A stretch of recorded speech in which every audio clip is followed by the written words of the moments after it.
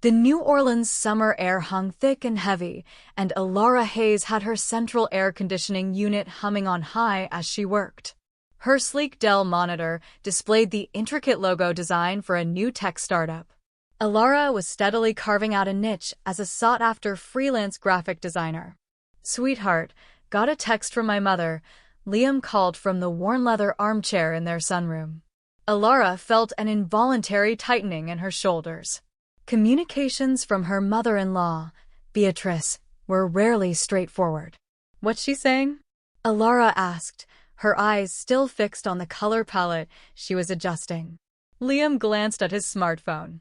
"She's wondering if we'd like to come over for dinner next Saturday. Says she wants to do a little something for your birthday." Alara drew a slow breath.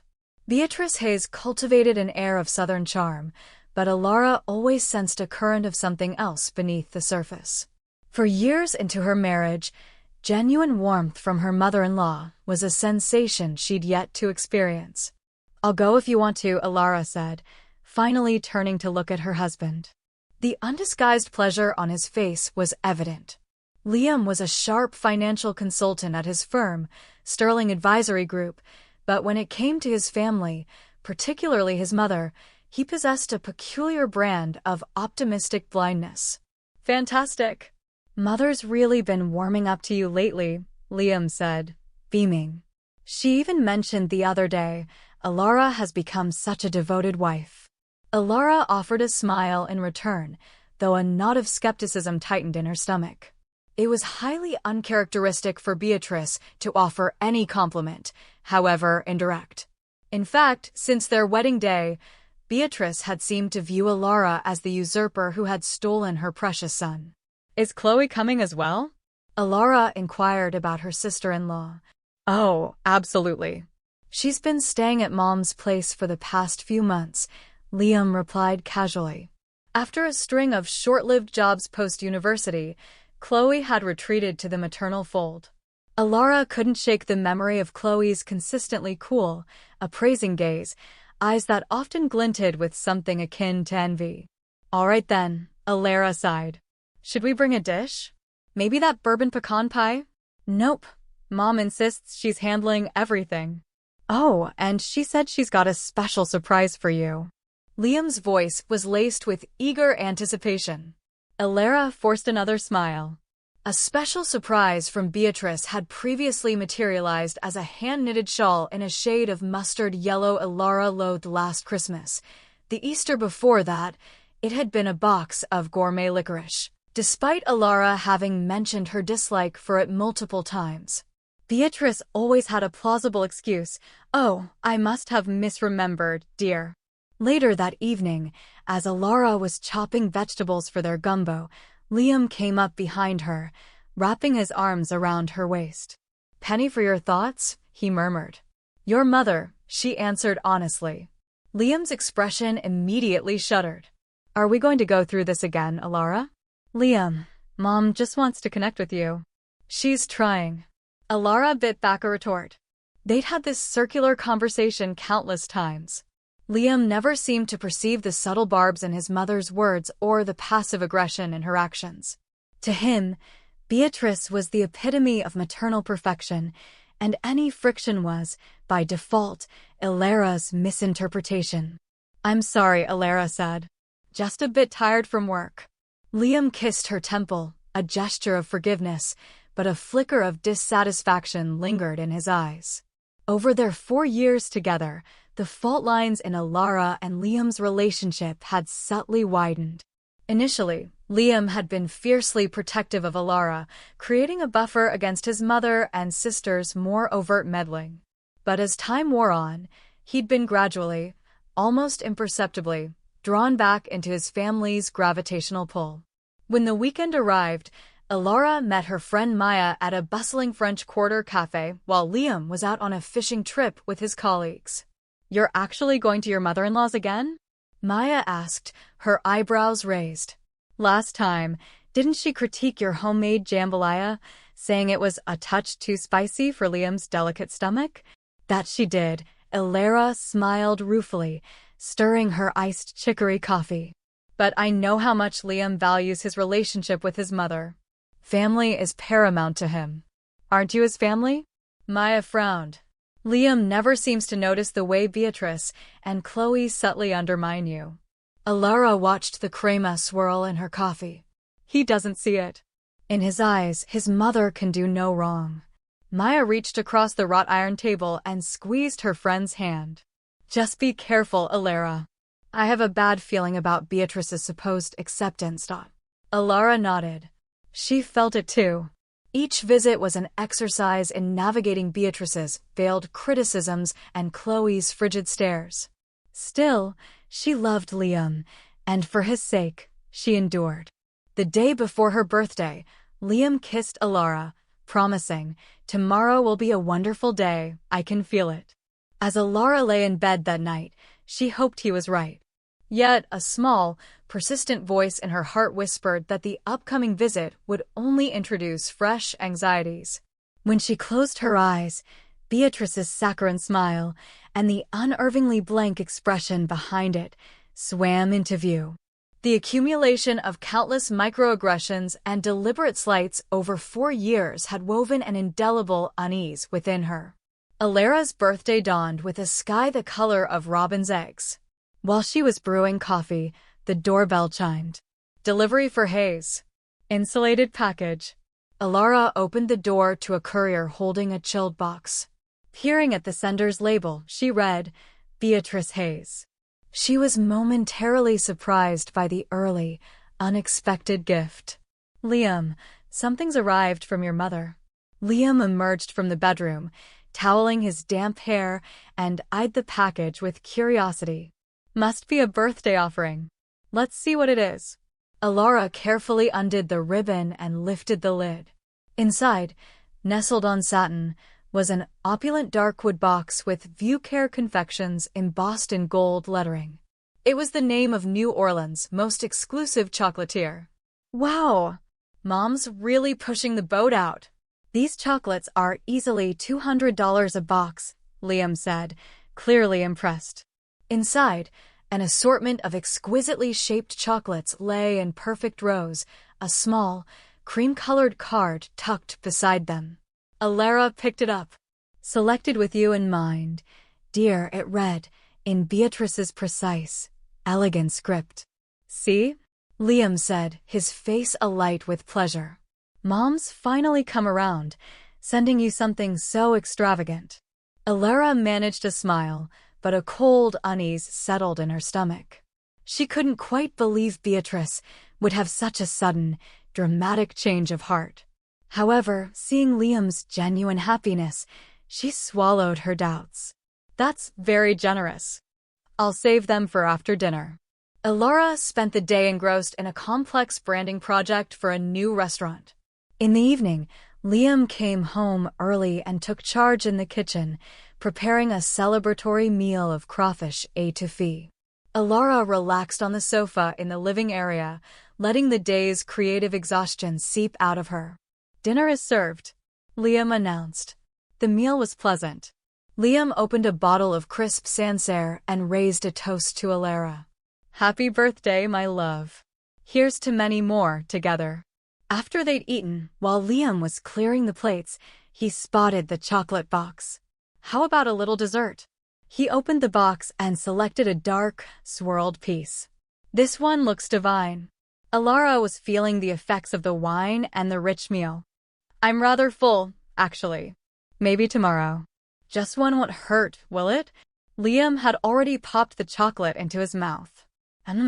Oh wow, that is incredible. Alara smiled. I'll look forward to trying one tomorrow then. Just one more, Liam said, reaching for another. Alara, unconcerned, went to take a relaxing bath. Feeling pleasantly weary, she went to bed early and fell asleep quickly. Liam remained in the living room, watching a late-night talk show, idly consuming one chocolate after another. The next morning, when Alara awoke, Liam was already up. When she entered the kitchen, he was nursing a coffee and staring blankly at the newspaper. Morning, birthday girl. Well, day after birthday girl. That status expired at midnight, Alara chuckled. I think I'll finally try one of those famous chocolates.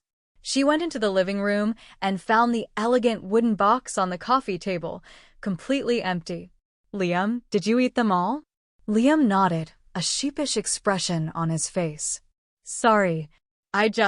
They were so good. One led to another.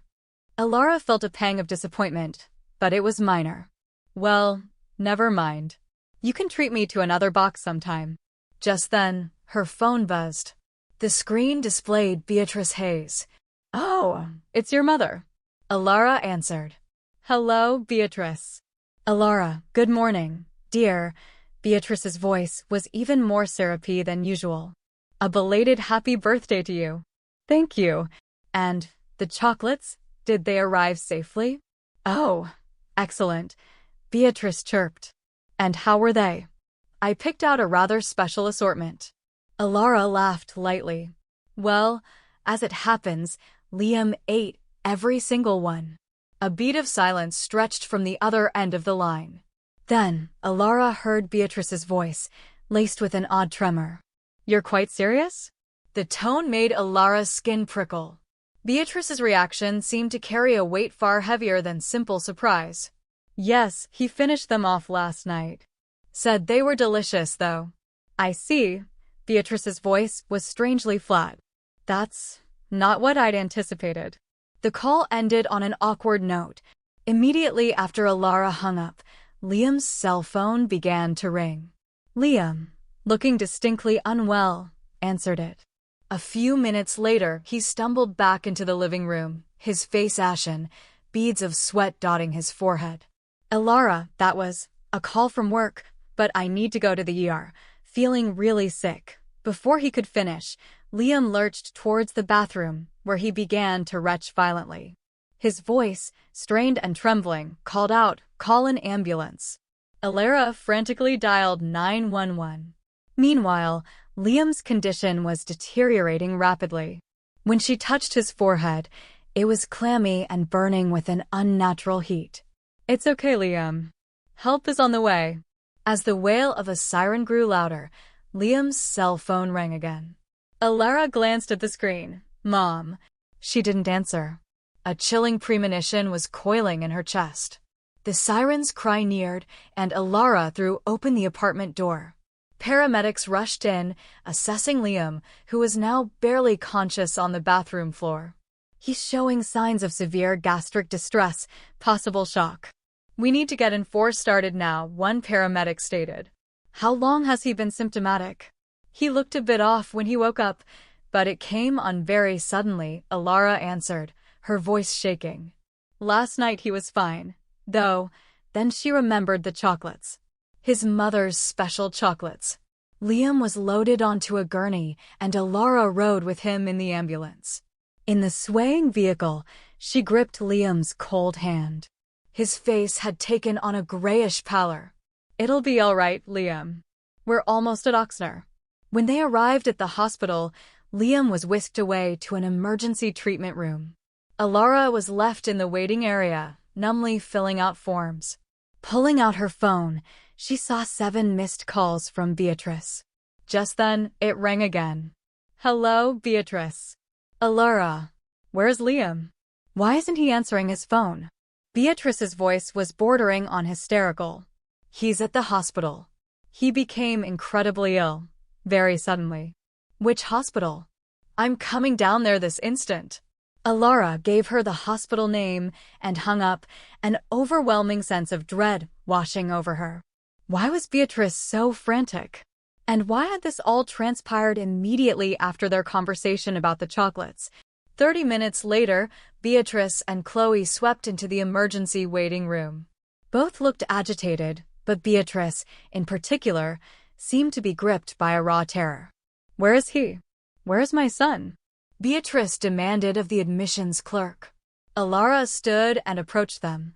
They're working on him. I'm waiting for the doctor to give an update.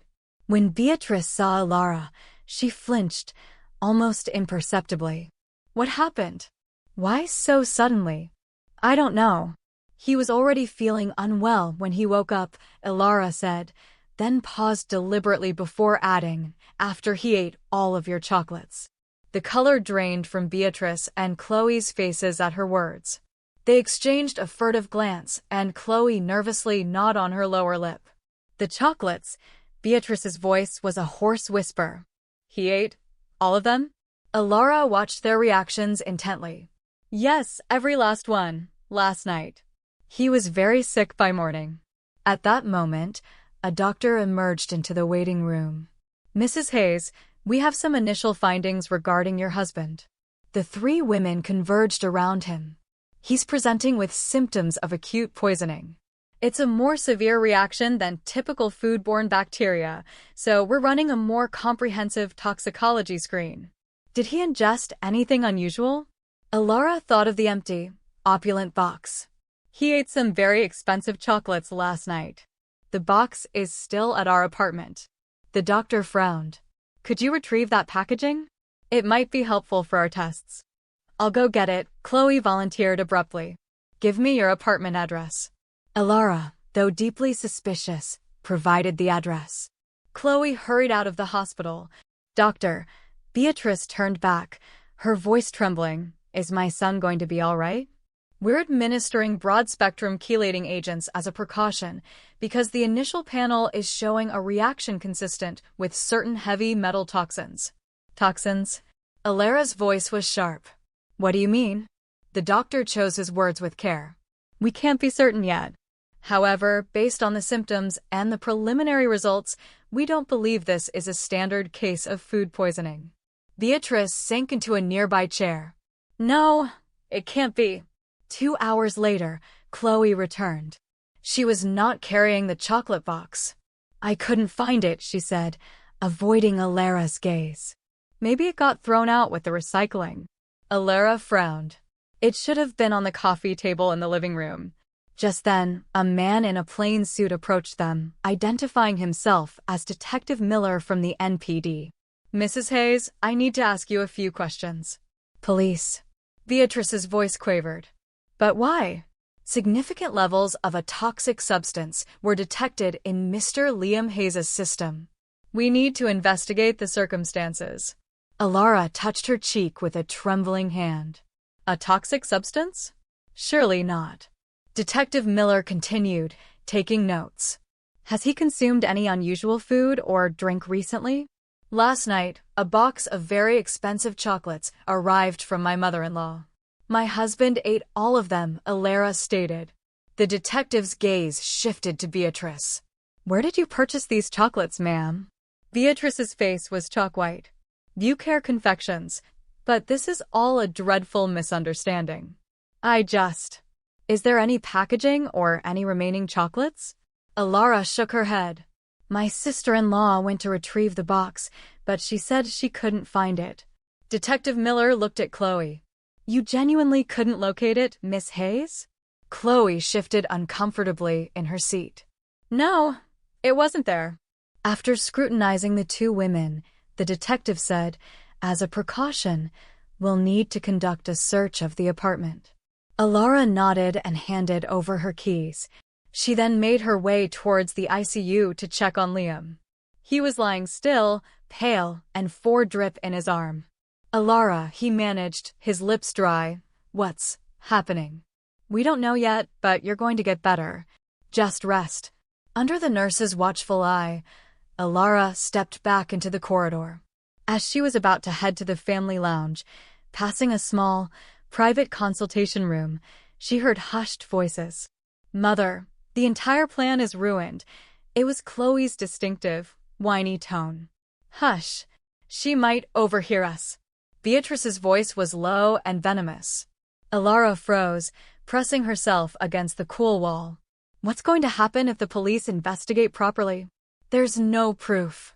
"You got rid of the box, didn't you?" "Yes, but..." "Be quiet.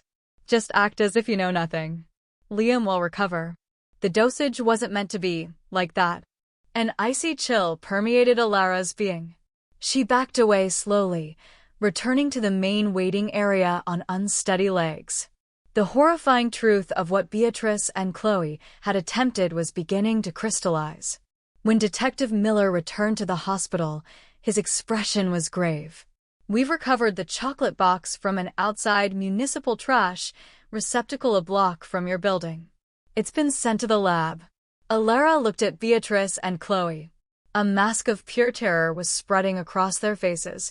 "We also found a second, nearly identical box, Miss Chloe Hayes, in the trunk of your car."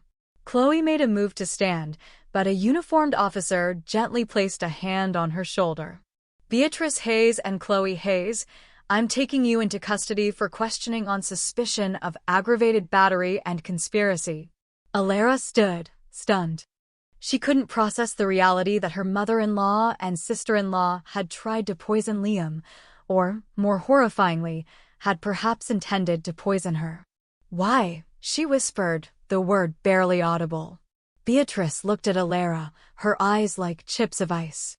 "We were never going to let someone like you take Liam from us. That boy is our family." The hospital corridor felt frigid. Alara sat hunched in a plastic chair, clutching a lukewarm cup of coffee, her hands shaking. Hours had passed since Beatrice and Chloe had been escorted away by the police. Liam was asleep in the ICU. The doctors had informed her his condition was now stable. The critical period, they believed, was over. Alara closed her weary eyes, her mind replaying a cascade of past events. Since her marriage, she'd experienced several unexplained bouts of illness, migraines, severe nausea, particularly after visits to Beatrice's uptown home. At the time, she dismissed them as stress or a touch of flu. Now, a more sinister possibility clawed at her. Her cell phone vibrated. Maya flashed on the screen. "Alara, are you okay? I just saw a news alert. Your husband rushed to the hospital. Something about poisoning." Alara recounted the nightmarish events to Maya, whose legal training at a prominent New Orleans firm allowed her to process the shock with a degree of professional calm. "What are the police saying now?" Maya asked. "They're questioning Beatrice and Chloe. Apparently, they found traces of thallium in the chocolates they recovered." A sharp intake of breath on Maya's end. "Alara, this is incredibly serious. I'm on my way to you right now. Don't talk to anyone else until I get there." An hour later, Maya arrived, her presence a small beacon of stability. She began to dissect Alara's situation with a lawyer's precision. "Think back, Alara," Maya said quietly. "Has Beatrice ever given you food or drink that was specifically for you, separate from everyone else?" Alara searched her memory. "Now that you mention it, at our rehearsal dinner, she brought out a special vintage champagne and poured a glass only for me. I was terribly ill afterwards, missed most of the dinner. And then at Christmas 2 years ago, she baked Alara's favorite lavender scones, only I hate lavender. After I politely ate one, I was down with what I thought was severe food poisoning for days." Maya was making notes in a small, leather-bound pad. "Anything else? Any potential financial angles?"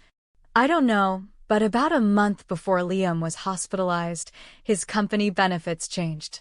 He mentioned he'd increased his life insurance coverage." Maya's expression grew taut. "Who are the beneficiaries?" "Me and his mother, I believe. He said if anything happened, we'd both be taken care of." Maya stood up. "Alara, this sounds premeditated. You need to tell the police everything you've just told me." That night, Alara detailed all her suspicions to Detective Miller. He listened intently, nodding, and promised, "We'll look into all of this, Mrs. Hayes." A week later, Liam was discharged. He was thinner, still pale, but thanks to aggressive chelation therapy, he was on the road to recovery. Alara brought him home, nursing him quietly. Why would Mom do this?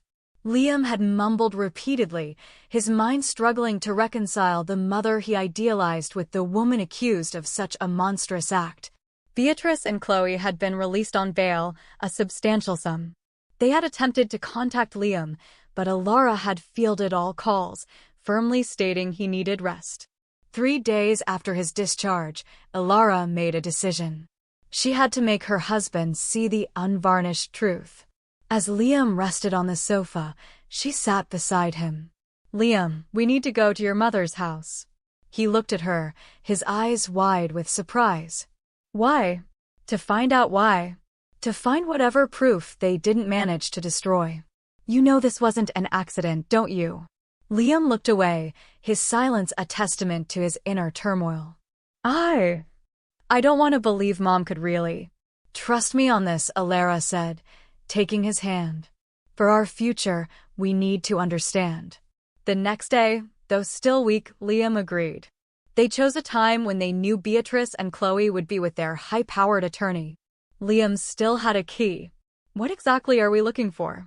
Liam asked, hesitating at the familiar front door of the Garden District mansion. Anything out of the ordinary. Check your mother's study, her personal safe, if you know the combination. They slipped inside. The house, usually impeccably maintained, felt cold and sterile. Alara headed for Beatrice's private study on the ground floor, Liam following reluctantly. This feels wrong, Alara. Like we're violating her privacy. Liam, your mother tried to kill me and almost killed you. Alara's voice was devoid of warmth. Beatrice's mahogany desk was locked, but Liam knew where she kept a spare key. Inside, files were meticulously organized. Alara sifted through them, her breath catching when she found a folder labeled Insurance. Inside was a copy of Liam's recently updated life insurance policy. The beneficiaries were indeed Alara and Beatrice, but next to Alara's name was a penciled-in asterisk, and a separate sticky note, Revise Beneficiary Allocation ASAP. Digging deeper, they found another policy, one Alara had no recollection of.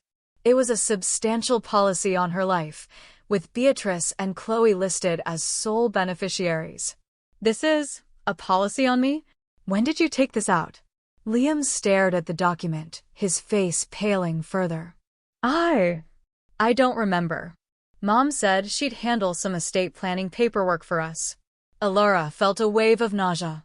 Tucked beneath a stack of old bank statements, she found a small, velvet-lined box. Inside were several small, antique-looking vials, some containing powders, others dried herbs, all unlabeled. There were also printouts from obscure websites detailing the properties of various toxic plants and heavy metals. Liam, look at this. Alara then turned to Beatrice's desktop computer. It was password protected, but Liam guessed his mother's usual password, her maiden name and birth year, and the screen flickered to life. The browser history was a chilling litany of searches. Undetectable poisons for humans, slow-acting toxins, contesting life insurance payouts, how to induce heart attack symptoms. Liam sank into Beatrice's leather chair, his head in his hands. I can't believe this. Why, Mom? Why? Suddenly, the study door creaked open. They whirled around. What in God's name are you doing in here? Chloe stood framed in the doorway, her face contorting in rage when she saw them. You have no right. We're documenting all of this as evidence, Alara stated calmly, holding up the insurance policies. Evidence that you and your mother have been planning this for a very long time. That's ridiculous. Chloe blustered, though her eyes darted nervously towards the vials on the desk. There's no proof of anything. Liam slowly rose to his feet. Chloe, why? Why would you and Mom? Chloe's composure finally shattered. Why? She shrieked, a sound mixed with anguish and venom. Because everything was supposed to be ours. After you married her, everything changed. The money, the control. Mom was supposed to secure our future. What are you talking about? Chloe let out a brittle laugh. Mom never accepted Alara. From the moment you brought her home, the plan was always to get rid of her, to make sure your inheritance, your insurance, stayed within the real family. She was deeply in debt, gambling debts mostly, and saw your marriage as a threat to her financial lifeline. Alara picked up a sheaf of overdue credit card statements and loan default notices addressed to Beatrice. Look, Liam. Your mother was drowning in debt. She was desperate. Liam's face was a mask of betrayal. With a voice hoarse with pain and fury, he said, Get out, Chloe. I don't ever want to see you again. Liam, you have to choose. Your family, or this gold digger. Family? Liam's voice cracked. The people who tried to murder my wife, who nearly killed me. Get out, Chloe, before I call the police and have you arrested for trespassing too. Alara stood beside Liam, her hand on his arm. They stared at Chloe, a united front. This isn't over, Chloe hissed, backing out of the room. As her footsteps receded, Liam's phone rang. He answered, listened for a few moments, his expression shifting, then looked at Alara. That was Mom's lawyer. She's confessed to everything. The late autumn sun cast long shadows on the steps of the Orleans Parish Criminal District Court. Alara and Liam walked out hand in hand, the ordeal finally over. Beatrice Hayes had been sentenced to 15 years in the Louisiana State Penitentiary for attempted murder and multiple counts of fraud. Her elaborate scheme, fueled by greed and a possessive obsession, had unraveled. Chloe, in exchange for her testimony against her mother, received a 5-year suspended sentence and mandatory psychological counseling, the court accepting that she had been largely under Beatrice's coercive influence. It's done, Alara breathed, a profound sense of relief washing over her. Liam pulled her close. Yes, now we can finally start living again. They got into their car and Liam drove north, away from the city. They had decided to relocate to a quiet university town in northern Louisiana, far from the ghosts of their past. It was a place for healing, for a new chapter. During a supervised visit, Beatrice had appeared a broken woman, her former arrogance stripped away. She offered a hollow apology to Alara, but her eyes held no true remorse, only self-pity. A handwritten letter had arrived from Chloe, filled with apologies and a stated desire to build my own life, free from my mother's shadow. Alara read it, then put it away. Forgiveness, if it ever came, would be a long journey. Arriving at their new, modest but charming clapboard house, they began to unpack. The light-filled rooms felt welcoming, a symbol of their fresh start. So, what's next? Liam asked, sinking onto a packing box in the living room. Alara smiled, joining him. First, I'm going to design the most beautiful, peaceful home office for my freelance business. Then, maybe we plant a garden. I need to find a new consulting gig too, Liam said. He'd resigned from Sterling Advisory Group and was looking for a role in a smaller, local firm, prioritizing work-life balance over a high-pressure salary. That evening, Alara shared some news that brought a radiant smile to Liam's face. Looks like our new beginning will include a +1. Liam's eyes widened, then filled with tears of joy. Are you serious? When? About 6 months from now. The doctor confirmed it this morning. He gathered her into his arms, his heart swelling with the love and hope he thought had been irrevocably tainted. Their future wouldn't be without scars, but they had weathered the storm. Life with their growing family promised a different, more profound kind of happiness. Lying in bed that night, Alara held Liam's hand. I'm so glad I married you, Liam. And not eating those chocolates, that was the luckiest decision of my life. Liam chuckled softly, kissing her forehead.